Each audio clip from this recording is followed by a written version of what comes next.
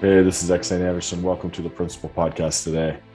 Today, I want to talk about something that Christ said. He said, "Take therefore no thought for the morrow, for the morrow shall take thought for the things of itself."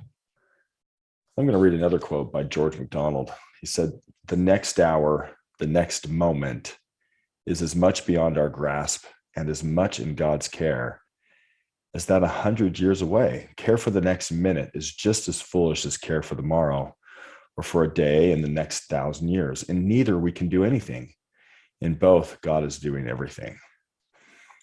I think one of the things that happens in life is we stop living in the moment right now. So we start thinking about the past and ruminating, or we start worrying about the future. But the truth is we can't do anything in the past and we can't do anything in the future. What we've got is right now. And so doing our very best to do what's right, to do everything we can right now is the best use of our energy.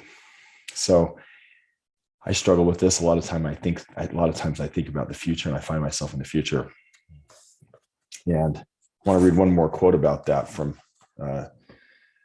C.S. Lewis's Screwtape Letters. It says, "The future is, of all things, the thing least like eternity. It is the most completely temporal part of time, for the past is frozen and no longer flows, and the present is all lit up with eternal rays."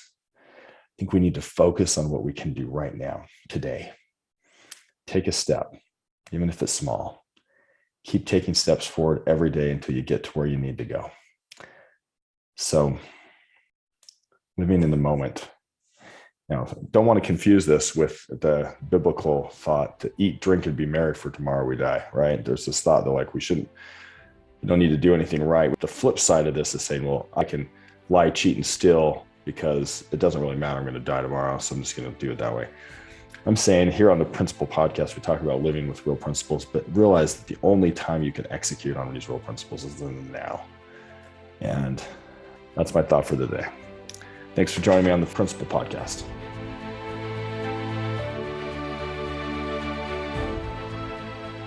Thank you so much for joining the Principle Podcast. I'm so glad that you listened and took the time. You know, I'm on a mission to help as many marriages and families as I possibly can. I would love to hear from you. You know, things that keep you up at night, that concern you about your family, your marriage, and what things we could talk about on the Principle Podcast. If you like the podcast, please like, subscribe. You can check out my book on Amazon. It's called What I Want My Children to Know Before I Die.